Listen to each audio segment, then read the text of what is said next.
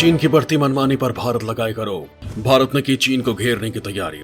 मोदी सरकार बनाएगी ब्रह्मपुत्र नदी के नीचे सुरंग। देश में पहली बार किसी नदी के नीचे बनेगी सुरंग। दोस्तों, भारत अपनी ताकत लगातार बढ़ाता ही जा रहा है। बात चाहे रक्षा क्षेत्र की हो या फिर विकास की या फिर तकनीकी की, हर क्षेत्र में भारत सबसे आगे निकलने की कोशिश कर रहा है। वहीं अब भारत एक ऐसा कदम उठाने जा रहा है जहां भारत की आधुनिक तकनीकी तो देखने को मिलेगी, लेकिन साथ ही चीन की नाक में भी दम होने वाला है। डोकलाम और गलवान घाटी के बाद भूटान के साथ चीन के सीमा विवाद से पैदा होने वाली चुनौतियों से निपटने के लिए अब भारत भी कमर कस चुका है। इसके लिए भारत सरकार ने ऐतिहासिक ब्रह्मपुत्र नदी के नीचे एक ऐसा सुरंग बनाने की योजना बनाई है जिसमें बस ट्रेनें चलेंगी। इसका निर्माण सड़क और रेल मंत्रालय और सीमा सड़क संगठन करेगा। इसकी घोषणा वैसे तो लगभग 2 साल पहले ही हो गई थी, लेकिन इसकी रूपरेखा अब बन रही है।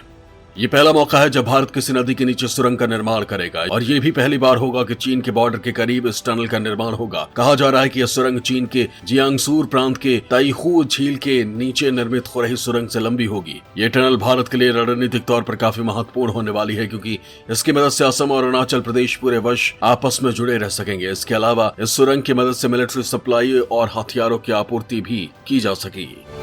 चीन के साथ पूर्वी लद्दाख में लाइन ऑफ एक्चुअल कंट्रोल यानी LAC पर हमेशा तनाव ही बना रहता है। इन हालातों के बीच भारत सरकार ने असम और अरुणाचल में निर्माण कार्यों को आगे बढ़ाने का मन बना लिया है। आपको बता दें कि ब्रह्मपुत्र नदी असम और अरुणाचल प्रदेश होते हुए तिब्बत और फिर चीन तक जाती है। अरुणाचल प्रदेश से लगे चीन की सीमा पर पड़ोसी देश की आक्रामक नीतियों के चलते यह सुरंग बहुत महत्वपूर्ण होने वाली है। रक्षा सूत्रों के माने तो भारतीय सेना ने सरकार से कहा था कि वो इंग्लिश चैनल के तर्ज पर ब्रह्मपुत्र नदी के नीचे सुरंगों का निर्माण के बारे में सोचे। सेना का मानना है कि पुलों को दुश्मन आसानी से निशाना बना सकते हैं, लेकिन सुरंग होने से ऐसा नहीं हो सकता। चीन ने 1962 की जंग के बाद से इस पूरे इलाके में तेजी से अपनी पैठ मजबूत की है। तकरीबन 3500 किलोमीटर के सांची सीमा को लेकर दोनों देशों ने 1962 में जंग भी लड़ी, लेकिन विवादों का निपटारा न हो सका। दुर्गम इलाका, कच्चा पक्का सर्वेक्षण और ब्रिटिश साम्राज्यवादी नक्शे ने इस विवाद को और बढ़ा दिया। दुनिया के 2 आर्थिक महाशक्तियों के बीच सीमा पर तनाव उनके पड़ोसियों और दुनिया के लिए भी चिंता का कारण है। भारत के लिए चिंता की बात यह है कि भूटान के पूर्वी क्षेत्र में त्रासीगांग जिले में 650 वर्ग किलोमीटर इलाके में फैली वन्य जीव अभयारण्य की सीमा अरुणाचल प्रदेश से सटी है। वहीं चीन ने अरुणाचल को साल 2014 में अपने नक्शे में दिखाया था।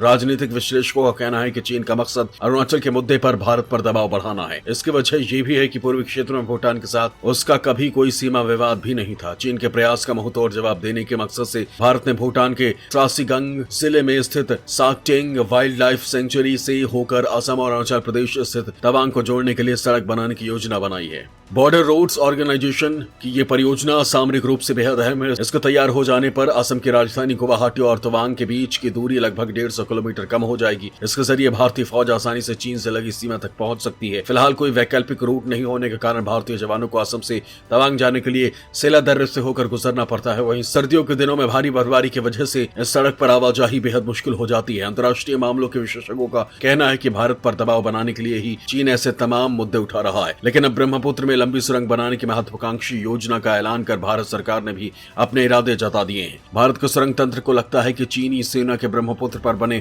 5 मौजूदा पुलों पर हमला करने की ताकत से अरुणाचल प्रदेश और असम के हिस्से बाकी के भारत से कट सकते हैं। अब इस नदी के नीचे 14.85 किलोमीटर लंबी सुरंग दक्षिणी किनारे पर सुमालीगढ़ और उत्तरी किनारे पर गोहपुर को जोड़ेगी। ये नागरिक और सैन्य आवाजाही का वैकल्पिक रास्ता हो पाएगा। प्रधानमंत्री नरेंद्र मोदी ने सड़क और रेल मंत्रालयों से लागत बचाने के लिए सड़क और रेल सुरंगों को एक साथ बिछाने की योजना बनाने और मिलकर काम करने को कहा है। इसके लिए इस सुरंग का निर्माण किया जा रहा है। इस सुरंग को लेकर अमेरिकी कंपनी लुइस बर्जर इस पर काम करने वाली है, जिसने प्रोजेक्ट की DPR भी तैयार कर ली है। योजना के अनुसार यहाँ 3 समानांतर सुरंगें बनाई जाएंगी, एक सड़क के लिए, दूसरी रेल के लिए और तीसरी आपातकालीन उपयोग के लिए। हर सुरंग 9.8 किलोमीटर की होगी और ये पहली परियोजना होगी जहां एकीकृत सुरंग निर्माण किया जाएगा। किसी भी आपात स्थिति में निकासी के लिए इन सुरंगों को क्रॉस पैसेज से जोड़ा जाएगा। इस रणनीतिक बहुमॉडल परिवहन प्रणाली का उद्देश्य जमुरीहाट सिलघाट अक्ष के माध्यम से उत्तरी असम, तवांग और अरुणाचल प्रदेश के बाकी हिस्सों की ओर रेल और राजमार्ग नेटवर्क को जोड़ना है। इसका उपयोग आम लोगों और दूसरों के कामों के लिए किया जा सकता है। एक अनुमान के मुताबिक सरकार इन सुरंगों पर करीब 7,000 करोड़ रुपए खर्च करेगी। इससे पहले सड़क परिवहन परिवहन मंत्रालय के तहत आने वाली कंपनियां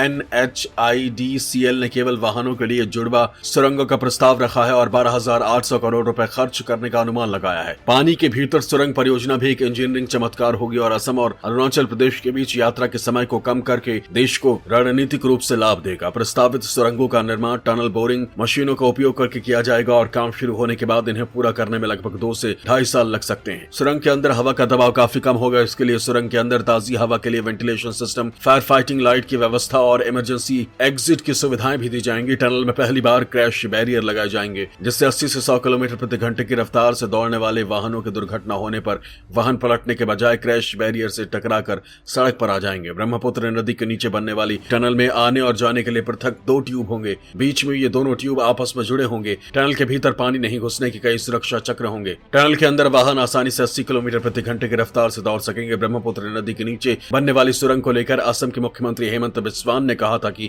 चीन के पास असम स्थित इंटरनेशनल बॉर्डर तक आने के लिए 5 सड़कें हैं, जबकि भारत के पास सिर्फ एक सड़क है जो बेमिदला से गुजरती है। उन्होंने कहा कि सेना ने और ज्यादा सड़कों के निर्माण की योजना बनाई है ताकि अरुणाचल प्रदेश से चीन बॉर्डर को सड़क के रास्ते जोड़ा जा सके। वहीं इस सुरंग के बनने के बाद उसके जरिए सेना बिना रुके किसी भी स्थिति में हर समय मूवमेंट के लिए रेडी रह सकती है। दोस्तों, ब्रह्मपुत्र नदी की बात करें तो ब्रह्मपुत्र नदी को तिब्बत में यारलुंग सांगपो, अरुणाचल प्रदेश में सियांग नदी और असम में लोहित दिलाओ के नाम से भी जाना जाता है। ये नदी चीन, भारत और बांग्लादेश के बीच सीमा की तरह है और एक प्रकार से ट्रांस बॉर्डर के तौर पर बहती है। पानी के बहाव के लिहाज से ये दुनिया की 9वीं सबसे बड़ी और लंबाई के हिसाब से 15वीं सबसे बड़ी नदी है। ब्रह्मपुत्र नदी करीब 3,969 किलोमीटर लंबी है। नदी की औसत गहराई करीब 124 फीट है। ये नदी मानसरोवर झील क्षेत्र से निकलती है जो कैलाश पर्वत के करीब है। दक्षिण तिब्बत से बहती हुई ये अरुणाचल आती है। असम में ये दक्षिण पश्चिम दिशा से बहती हुई जब बांग्लादेश जाती है तो वहां उसे जमुना के नाम से जानते हैं। दुनिया के शीर्ष 10 लंबी नदियों में शामिल ब्रह्मपुत्र सामरिक और रणनीतिक नजरिए से काफी अहम है। यह नदी